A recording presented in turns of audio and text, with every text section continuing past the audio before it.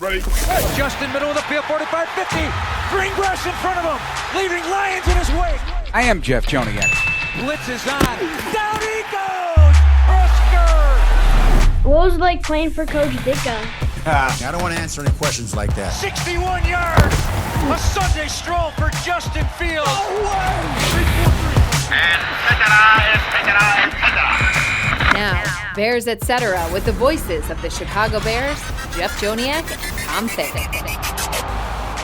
The Bears have won 2 in a row, 3 of 4 and 5 of 9, and they've stoked thoughts of a late-season playoff run after knocking off the visiting Detroit Lions at Soldier Field Sunday, 28-13, the final, with Super Bowl winning Bears guard Tom Thayer. I'm Jeff Joniak, and this is Bears Etc., episode number 41. We discuss and sit down with Bears head coach Matt Eberflus for our weekly chat in a little while. But Big Tom, the feelings are different. They're different up at Hallis Hall today. I listened to some of the press conferences, not only Coach Eberflus's and then having a chance to talk to him, but Lucas Patrick's perspective from a veteran coming over from Green Bay 2 years into this, the long road to get here. Also, Jaquan Brisker, who is emblematic of what growth looks like and what starting from scratch looks like and getting guys with his mentality to become immediate impact players and leaders, and you see the growth. And it all came to fruition yesterday with his 17-tackle game. Yeah, you know, the neatest thing about the game is we can talk about individual great efforts like Jaquan Brisker or DJ Moore, Cole Kmet or Justin Jones, those types of efforts.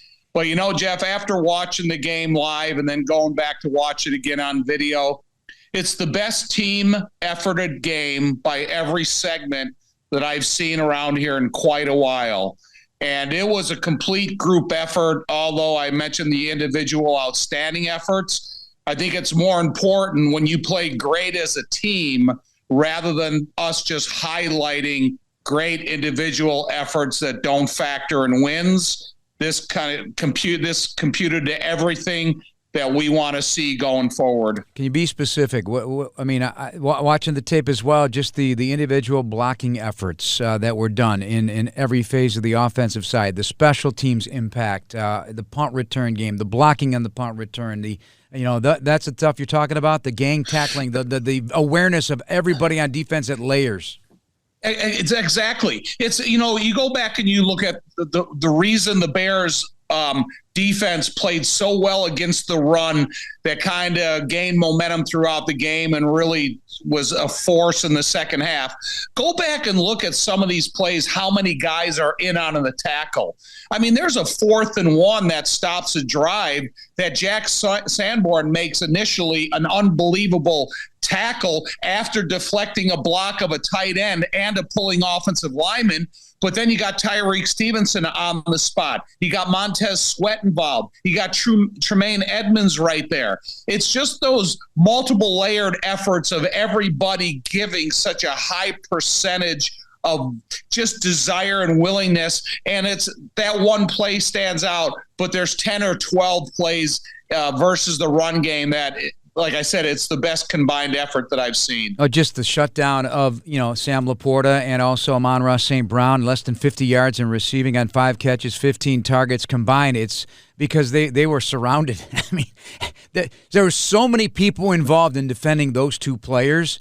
I could see why that quarterback, Jared Goff, had some difficulty. And then on top of it, whether it's the pressure, a combination of the weather, the glove you talk about, but the ball wasn't coming out of his hands well. I mean, I don't think he trusted his throws yesterday. I don't think he had time to trust himself, because if you look at Montez Sweat, then you look at Yannick Ngakoue, you look at Justin Jones, you look at Gervon Dexter, you look at the blitzes of Brisker or Tremaine Edmonds or TJ Edwards. There are just so many multiple levels of pressure coming at the quarterback. He doesn't have the luxury of time. So now you're trying to speed up the thinking process in your head, and maybe you don't have to get your arm at the right angle. You don't have a chance to release the ball perfectly. You're trying to avoid contact with the helmet of an incoming defender because they're giving up pressure. So you have to take all these little increments of time into account when you talk about a defense being able to create deficiencies in specific timing. We're brought to you by PNC, official bank of the Bears. This is the Bears Etc. podcast with Tom Thayer. We'll get to Coach Eberflus in just a moment. go right to the two guys I just mentioned, and they are bringing up some of the same things you brought up, but that it started a long time ago, and it's been building to this. First of all, they're healthy. They're together. They're starting to get that chemistry. Brisker touched on that. And then Lucas Patrick. He was the winning program with a winning quarterback and a Hall of Fame quarterback, so they got used to it up there in Green Bay. But he felt the impact in the room was really starting to become a big deal about the cross-pollination of offense and defensive players hanging out. And you know that better than anybody from your 85 stretch and all the way into the 90s, how close that team was. Is that important to note right here at this point with 4 games to go in the season and winning 5 of 9? I can't state how important that is. I think every team I played on, I enjoyed the company of every guy I played with. Offense, defense, from defensive backs to punters and kickers. And I enjoyed the friendships and the camaraderie that you are able to develop. Because when you had something that carried from the cafeteria to the weight room, to the meeting room, walking onto the practice field, walking off the practice field at training camp, you have to enjoy the people that you're working with. And it creates a more positive working atmosphere, and it creates a lot more underbelly of encouragement. And I think when you look at some of these veterans that have been around other teams, they have an understanding what it takes to get to that level that you need to be considered a competitive champion. All right, so what I referred to, Lucas Patrick, the Bears starting center on the team growth. This locker room, this is probably the best week I've seen this locker room in a long time. You could just tell that there was a confidence, and like a calm confidence. The other cool part is there's a lot of cross the locker room talk. I know y'all are in there a lot. See how it's kind of O&D split, but it's just fun when we're walking around. You can see guys mingling, and this team's pretty close right now. Kind of built over the season and relationships build, but it's credit to the importance Flus has put on that since the spring, kind of all we put into that. I think we're seeing a lot of that come to fruition now. And that's exactly what you're pointing out here. And this is also how he's felt about the turnaround. It's not about him. It's about everybody else. But he's had, a star-crossed time here with injuries and moving in and out of the lineup. But it's a nice stretch here as the starting center. I think I'm taking more gratification in the guys around me. 76 couldn't be doing better than he is now. What everyone sees is tape, but y'all should see what he's doing in the locker room, what he's doing communicating, what he's doing off the field. It's the growth from him has been impressive, and then getting to mix in with 70 and his leadership role is improving, and getting Nate back from the injury that he had and him finally settling in and really kind of settling down Darnell and letting Darnell be Darnell, because Nate's a veteran and just doing amazing with that, and getting, of course, to work with such a dynamic player. We saw that kind of backed up clip where he got us completely scot-free out of there. Of course, protected and watching two go play. Like, I don't take as much gratification, I guess, from my success or playing, or it's about the team. It's about the C. It's about this city. Like, this place deserves, I think, what's coming to us. We've put the work in. There's a lot of good people here, and they've been nothing but good to me and kind to me since I've got here. So it really is, and you have to admire what Lucas has gone through, because there's a psychological aspect to his game when you're in and out of the lineup and you take over for a guy like Cody Whitehair, who has tremendous respect in the locker room, but you're also expected to come in and do the job that you were brought in to do. And Chris Morgan, the offensive line coach, he definitely hasn't had an easy job since he's been here. But when you can get a stabilizing force, you can get a veteran that has experiences of success, in the way that you can relate that message to some of the younger guys and how they need to work in order they get better individually, and how if they get better individually, it affects the rest of the linemen up front, including the tight ends. All right, let me get to Brisker and his work at the podium, because the guy has a lot of fun playing the game, but it's raw. It's raw enthusiasm and love of the game. And we know he studies the game. It's important to him, and it always has been. And the way he explained it at the podium on Monday really gets you to understand why he is how he is. Let's take a listen. Just, a couple weeks maybe before the Vikings game or during the Vikings game, I just told myself I want to be able to take over a game and show that I can. And yesterday wasn't my perfect game. I still had a drop interception. I probably could have had another interception later in the game that ended off. And I feel like when I beat the running back, I probably could have been quicker to get that strip sack, but Jalen ended up getting an interception anyway. So I feel like I'm just getting there, but I'm not where I want to be because I know I could take over a game how I want to take over, and that's not a complete game for me. So that's not it. That's not it. Was it a little frustrating for you earlier in the season because you weren't maybe taking as big a step as you wanted, or? Frustrating just because we didn't have an identity as a defense, and the certain scheme that we went from last year to this year, we were just trying to still find ourselves. Obviously, we went from 2 different DCs, but so it was kind of frustrating how I was playing and how my body was reacting and things like that. But now I'm getting back into the swing of things. I'm feeling like more of myself, and then I'm definitely peaking at the right time. So, and Tom, he's had some issues with injuries here this year, all the way back to training camp. And so, one more cut before I get your comments on it, because he's now feeling really good, and it's showing in his play. He's all over the field. And he's bringing the physicality to the game. It's important just because we came in and they wanted us to turn it around, and I'm one of those guys that they brought in very early to do that. Me and Kyler, to start off with the new coaching staff. So just coming in, just focusing on changing this thing around. Changing the secondary, changing the whole team. It's always been important to me, and especially the lead and get my foot in the door was very important, and show who I am as a player, who I am as a leader, and who I am on and off the field was always important to me. And to get this, the Chicago thing into a winning direction. So, Tom, like his arrow is rising. That arrow is pointed straight up in the air, along with Kyler Gordon and a bunch of other defensive players, veterans and or young second-year, first-year players. But, Jeff, it's the journey on how you got here. Why were you evaluated by the staffs and the scouting departments thinking, okay, I got an eye on this guy. He's on my radar. Let's watch him a little bit and see what we think he can develop into. How many levels can he play on the defense? What can his contributions be? And what's his attitude like? And when you start investigating all that information, all of a sudden you set your sights on saying, listen, man, we need this guy in our organization. We need him on our team.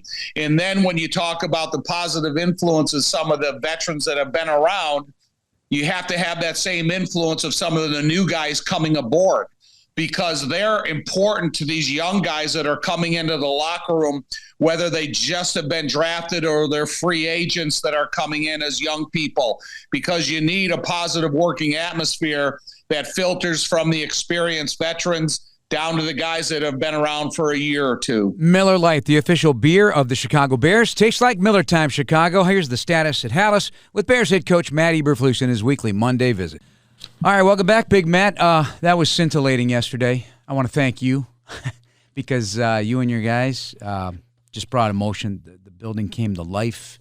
The touchdown throw by Justin to DJ just kind of brought the house down in the defense. It felt like the Monsters of the Midway, man. How did that feel to you from your perspective on the sideline? No, it was good because of the way we were able to seize momentum. And that's a big part of it. You're playing good fundamentals and good technique, but there's points in the game where you seize momentum. And, we hard counted there and got him a jump and, certainly got the, great pass and, and great catch by DJ. And that was a momentum clincher right there. And then, they fumbled 2 plays later and, TJ's just a heads-up play and jumped on the ball. And, again, we got momentum there again. So, and then you got to finish it. It's always about, winning the ball, which we did. We were +3 yesterday. And also it's about finishing the fourth quarter. We were 9-0 in the fourth quarter yesterday. So that to me is what it's all about. But it takes plays. You have to make plays down the stretch. It takes what it takes. So when our defense was out there playing the 2-minute, we had to stop them on 4 downs. I think we did that twice, I believe, maybe 3 times. Well, they were 1 of 5 on 4th down. Right, and then one of them was a turnover. We got Tremaine's interception was another one, but you have to make those plays, and then to seal the deal, you got to come back on offense, and you got to get a first down. And the guys did that, I think, in 2 plays. They got a first down, and then we kneeled it out for victory. But it's about finishing, really. And field position changed dramatically also in the second half for you guys, and that's an ode to complementary football. Yeah, clearly. yeah, no question. In the first part, it seemed like we were playing on a long side a lot of times.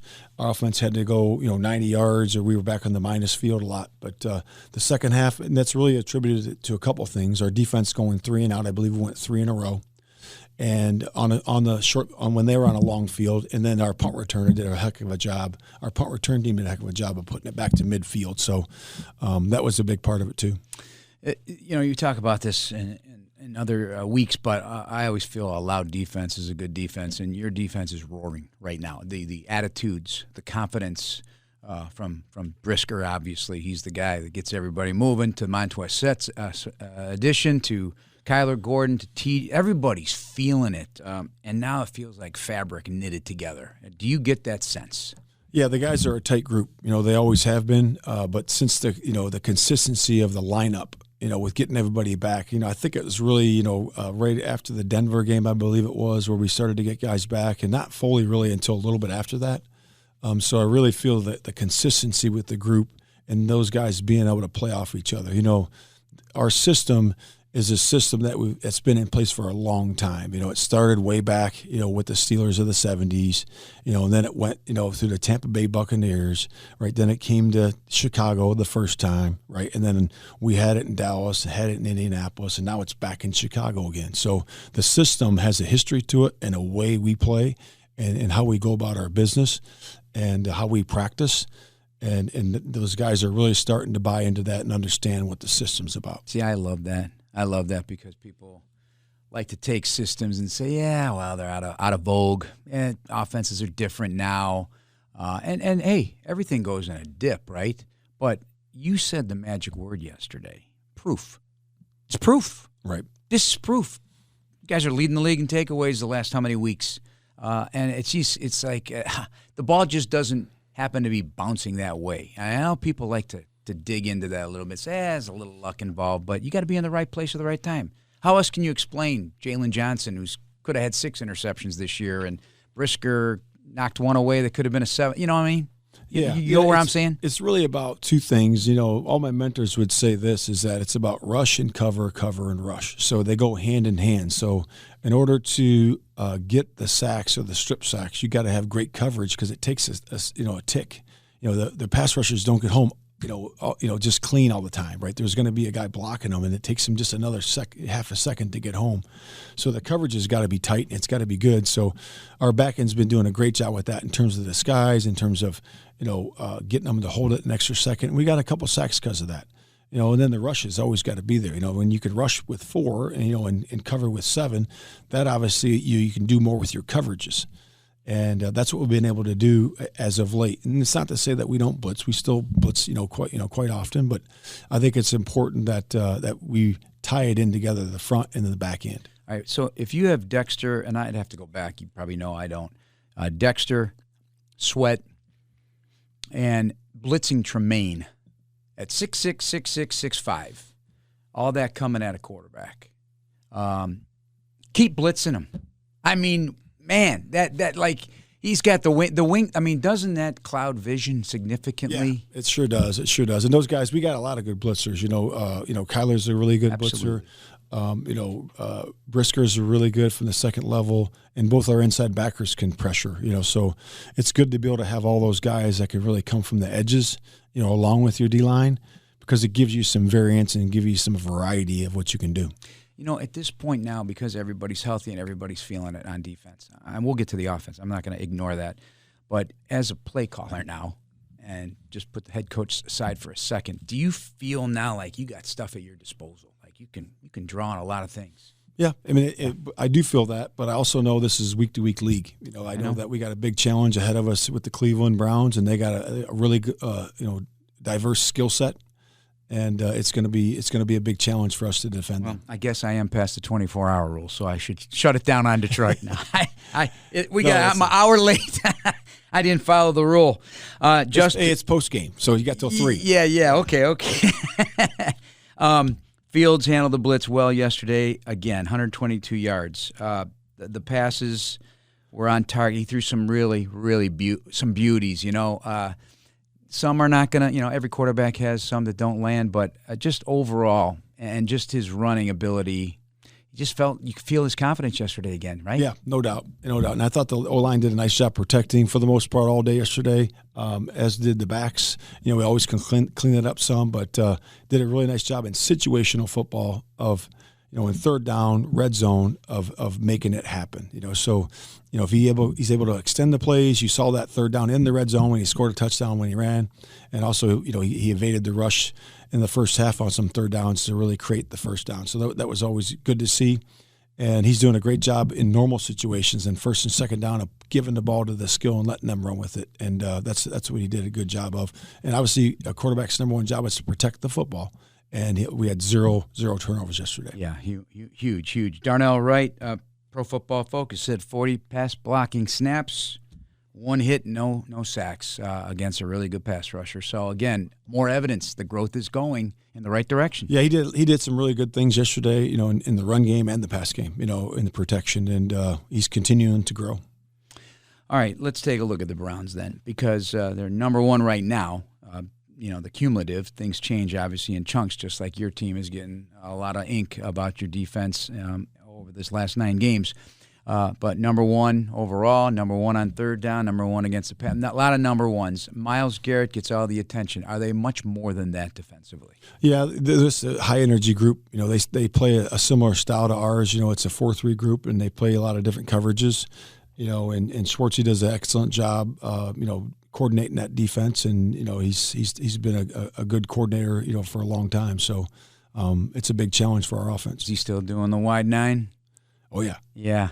What's the challenge of that for offensive line? Yeah, it's just about being able to really capture the edges. How do you protect the edges and how do you capture the edges in the run game? And that's the big part of it. All right, when you see a story like Joe Flacco, who today says, "Hey, I just love football. I want to keep playing." He's playing for his kids now. They're 5. He's got 5 kids, age 5 to 11. So it's exciting for him to have them see their dad play meaningful football in December for a new team that is on their 4th quarterback.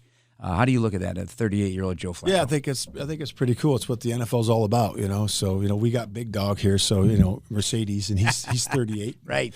They got great wisdom. They've seen a lot of football. They've seen a lot of coverages. He's seen a lot of things. A lot of different pressures and all that. So it's going to be important that we're on top of our game, and that's the most important. I always part equate.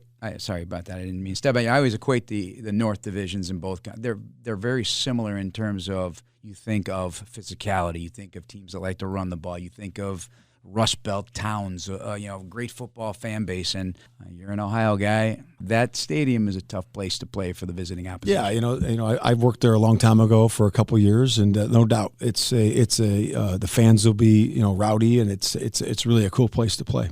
And a chance to again knock off right now a number 5 seed in the AFC. Good luck with your prep this week. All right, thanks. All right, we got into Cleveland a little bit, and we'll touch on that later in the program. But you could just see it on his face, Tom. You weren't here to see it, but he is as dialed in right now. He knows something's brewing.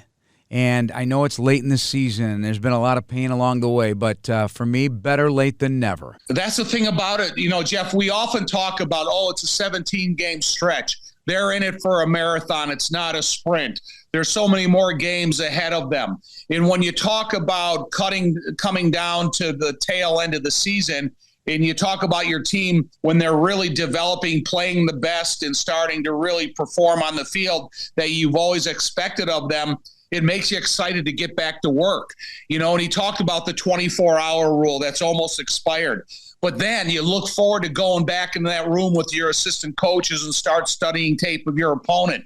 And then you think about where Matt started the season and where he's at now and the influence that he's had on the defense because he's become the defensive coordinator. How is exciting is that for him when you see this group of guys that they've brought together and they've been able to bring in a guy like Montez Sweat, who I'm not saying that he's individually responsible for making this whole team better, but, Matt realizes how important his role is on this team and in the locker room. So I'm excited for him, but it kind of makes me excited too, Jeff, to get ready for next week's Cleveland game, because as well as we've seen him play throughout the season and as well as they played against Detroit, who's considered a playoff team, I'm excited to see how they bring their defense on the road. And you always say defense and running games travel well. Yeah, they sure do. The other thing, meaningful games in December are so important for a franchise because, even Montez Sweat intimated what's going on in Washington, felt like guys were just playing out the string. And we've seen that here. You don't want that in your building at any level. You do not want that in your building. This will lay groundwork for the future if they can finish this season strong, no matter how many wins they may or may not get. And I'll tell you, it's a great feeling. Like you said, you can't wait then to get to the next game. And I think the players probably feel that too. I mean, they've experienced unmatched success over the last 2 years by going 5-4 here. And so that winning is contagious. And being in games, and boy, they're going to bemoan some of those losses. The ones that got away. The ones that got away, there's nothing you can do about it. And Matt always says you always have to be looking forward. The thing that I'm really happy about for the remainder of the season is there is no negative conversation infiltrating the press conferences or the locker room about draft choice positioning, because everything is going to work out how it will work out. And I think that you have to keep your foot on the gas pedal and not worrying about what could possibly happen and how you could affect your draft position. And I think that really puts a more positive atmosphere in the locker room about where they need to go and where they could possibly end up at the end of the year. So that's one of the things I'm really grateful for, that they don't have to worry about that message being asked and really undermine the positive atmosphere that they have right now. Bears fans, you can be there for live NFL action all season long as the official ticket marketplace of the Bears and the NFL. Ticketmaster has a wide selection of tickets available for every game. Find tickets today at Ticketmaster.com/Bears. Jeff and Tom and the Bears Etc. podcast got to talk about that. Keep playing the game that turned the momentum in the right direction for the Bears in an 18-0 second half, and that was the 4th and 13, the hard count, and the drawing of the offsides. It was detailed here in this press conference on Monday from Lucas Patrick. I think Justin's done a great job handling it. This is a intricate cadence, and I'd probably say we might have one of the tougher silent cadences across the league. We do a lot of stuff, and we put a lot on him with run checks, pass checks, and understanding how his motion timing affects a snap cadence he wants to use. So he kind of pulled it all together in that moment, so credit to him. And even this week, we were talking how I think came up to him, and I thought cadence was going to be huge this week. Back at home, I think we did 3 or 4 on the road in a while, so teams had a while to study our cadence. There's a lot of self-scout on our side, but there's opponent scout. With TV copies and how big the league is now, there's microphones everywhere. So it's a credit to him for honing in on a situation and not just taking information that was in the play, but information from a few weeks and executing. The play doesn't happen, though, unless you snap the ball. So can you kind of explain what you have to go through process-wise in terms of whether you're deciding to snap the ball or not? I mean, you obviously have to make sure they're offside.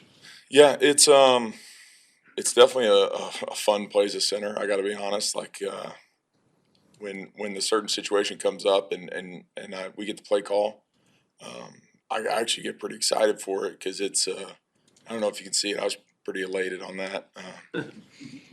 But yeah, you got to be locked in. You got to know that they're clearly offsides because they can step across and go back, and then if I rip it, it would be a false start.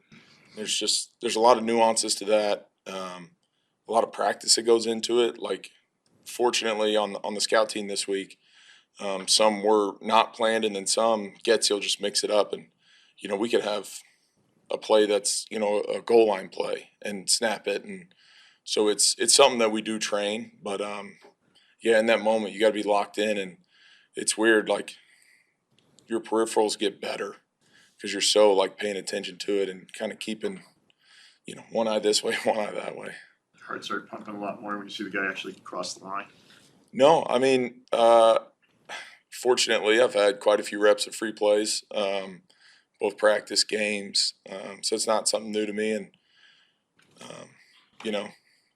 credit to everyone there. I mean, it was a well-executed play, and it was good to get that one there and just really swing the momentum. All right, so you heard it. A lot to break down there. One, that he said the cadences in this offense are complicated, and the silent counts are complicated. They're going to go into Cleveland probably with a silent count. Just explain all of the significance of what Lucas kind of put all together there and how that play is something we see from veteran quarterbacks all the time, and it usually means good things. Well, first of all, the more of a voice flexion that a quarterback can use throughout his cadence means the better he's starting to understand the terminology and the offense.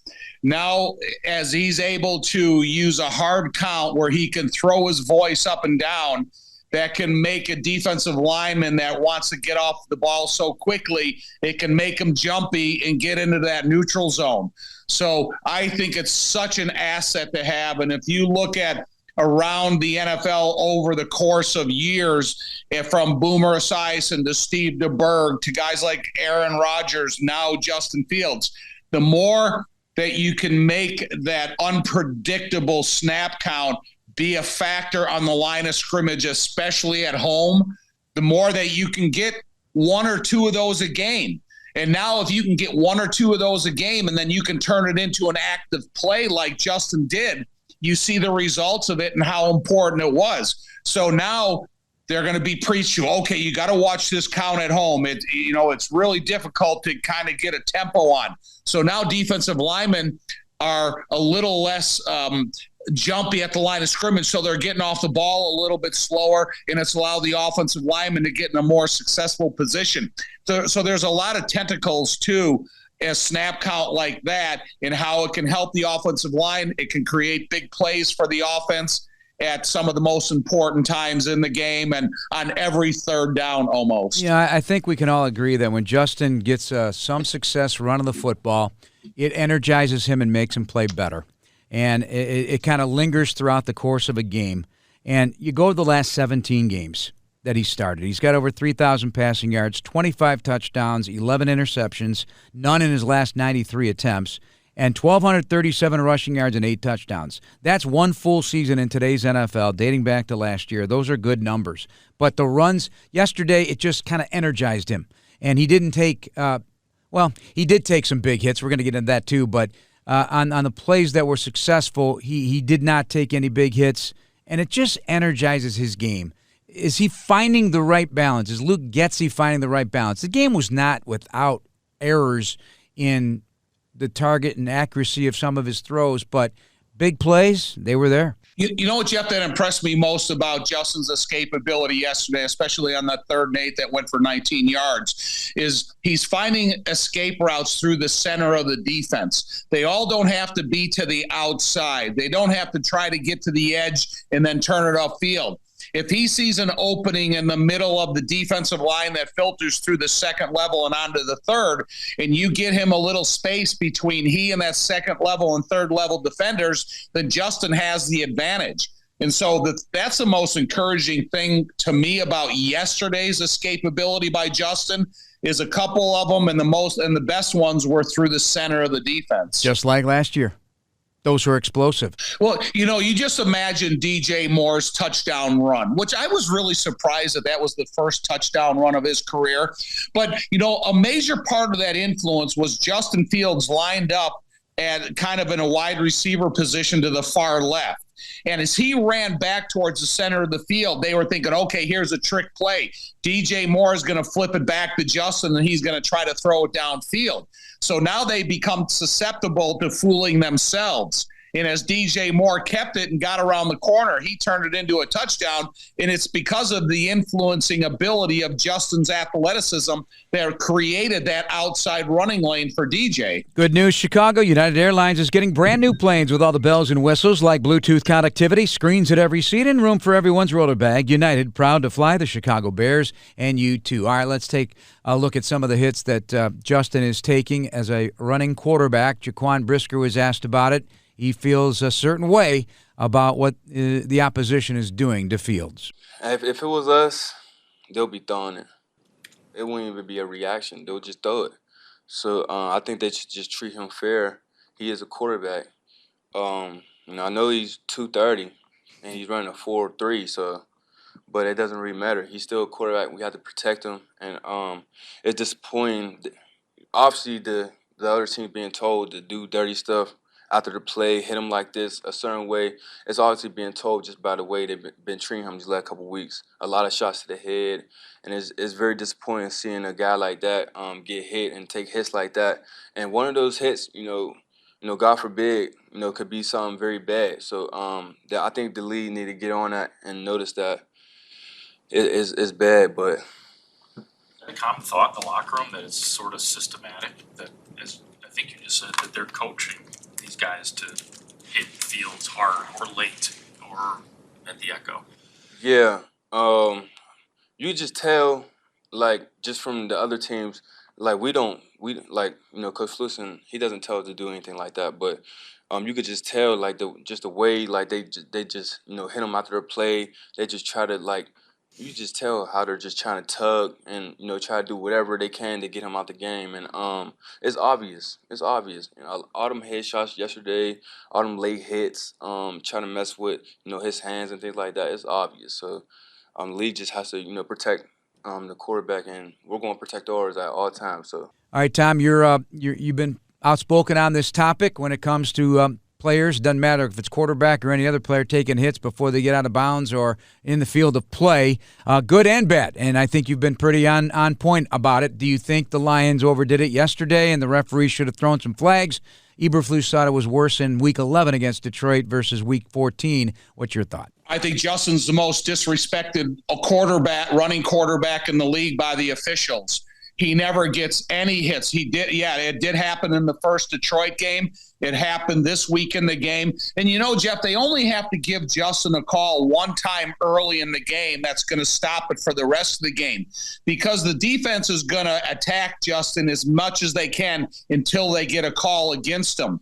And for him not to get more calls, and I'm not asking for a sympathy call. I'm asking for an infraction call. And I see it whether – there's times also that I stick up for the opponent when Justin is still in bounds and a defender hits him. It's a hard hit to get him out of bounds. That's the legal part of the game as well. However, when Justin takes multiple bodies jumping on him or hitting in the upper body when he's sliding feet first and giving himself up, where is that call? When is Justin going to start getting the respect he deserves, like a lot of other quarterbacks do around the league? And you see these other quarterbacks pop up to their feet and start complaining to the official. Justin never does that. He just pops up to his feet and gets back to the huddle. So I think eventually, if the NFL, if Matt or the Bears can bring it to the attention of the officials, maybe they'll start recognizing it a little bit more and understanding, look, this is a dynamic athlete playing quarterback. And if he does run and he gives himself up, we have to give him the respect he deserves. See, I think it's ridiculous that we're even having this delineation between right and wrong. It should be consistently called. That's it. The call's the call. It doesn't matter if Justin's a unique athlete. It's the call that's the call. Quarterbacks are supposed to be protected. Right. Well, one thing about it, Jeff, until a quarterback, plays, a double digit to a whole season worth of games, they kind of they're not familiar with the type of game he plays. Justin's been playing enough games now, and you read about the rushing stats that he's accomplished since he's been around. They know what he's capable of doing. So when you get ready to, you come out of your official's locker room, you got to know what type of quarterback you're officiating. And like I said, it's about respect, and he's at the point where he deserves it.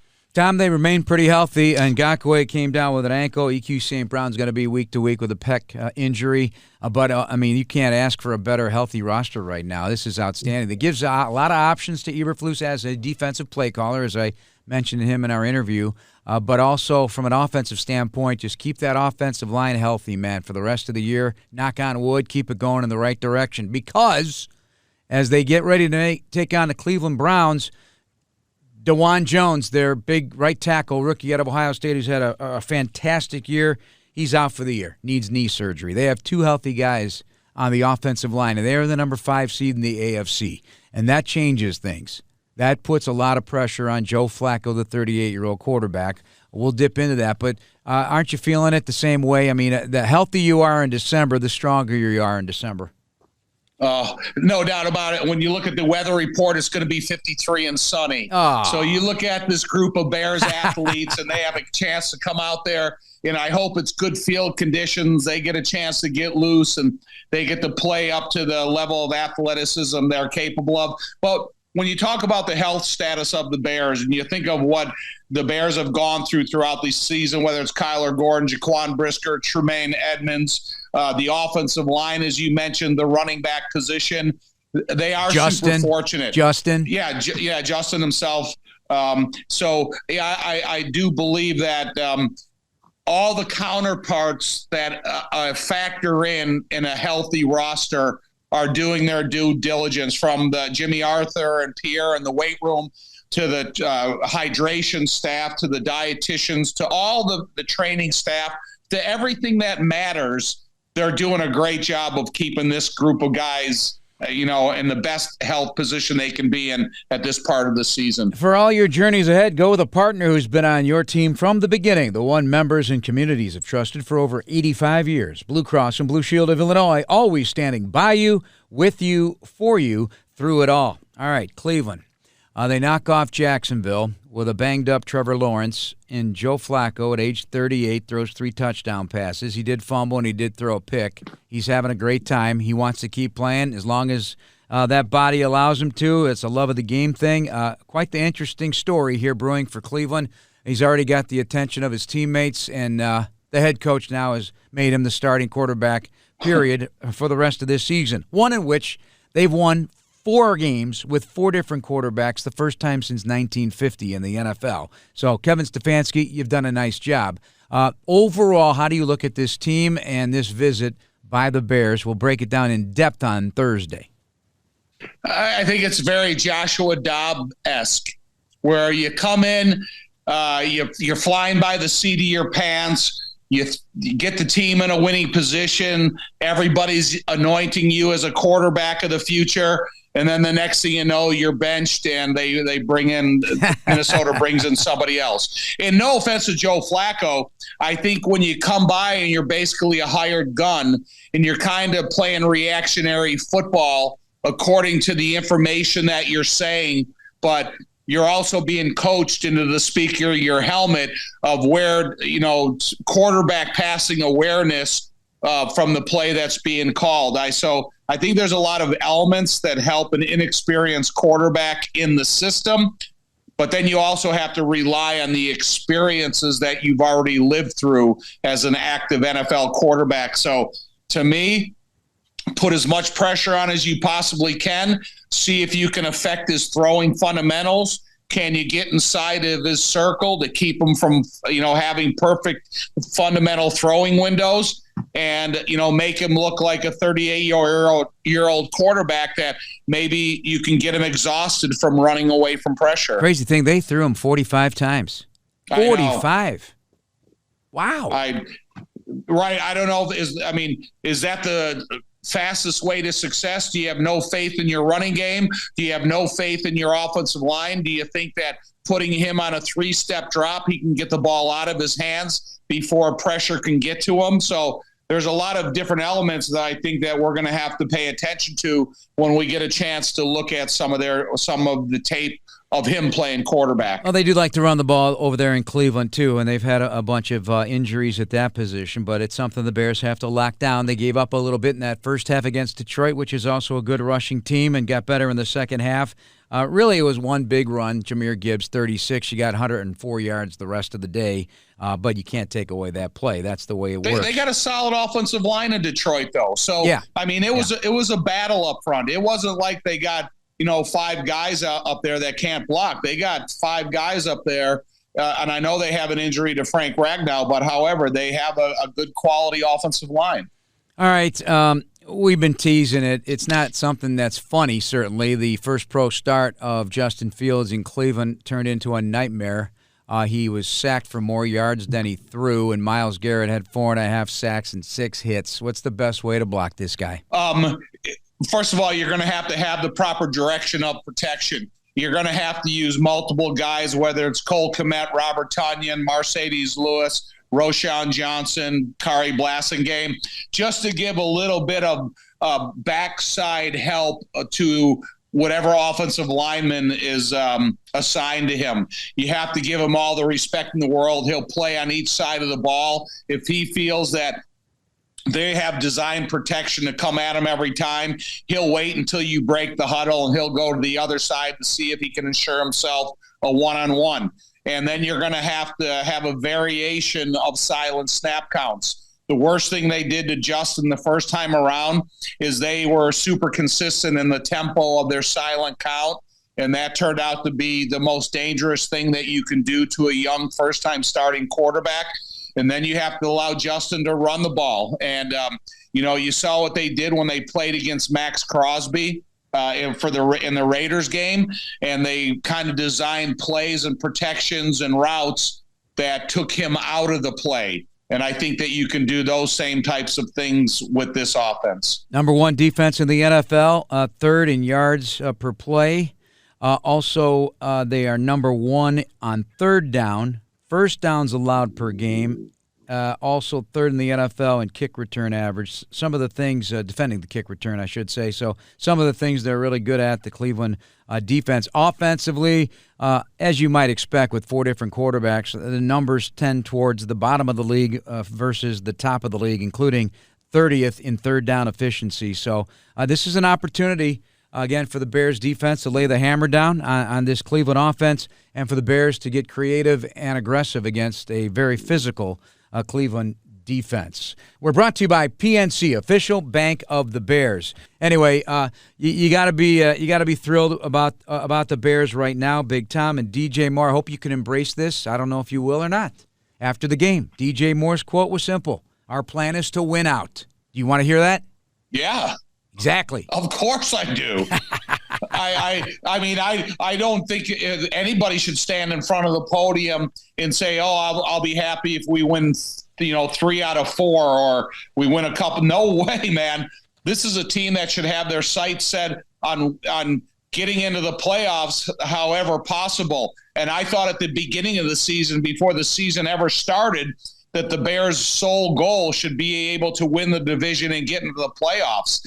And I think it's awesome that they've been able to work through some difficult times and have the possibility of that in their sights. That's going to wrap us up for our podcast today. We'll be back with you on Thursday with an in-depth preview of the Browns, along with some guests along the way. For Tom Thayer, I'm Jeff Joniak, and for head coach Matt Eberflus, thanks for listening. Please subscribe now on the Chicago Bears official app, Apple, Spotify, YouTube, or wherever you get your podcasts. Bear down, everybody.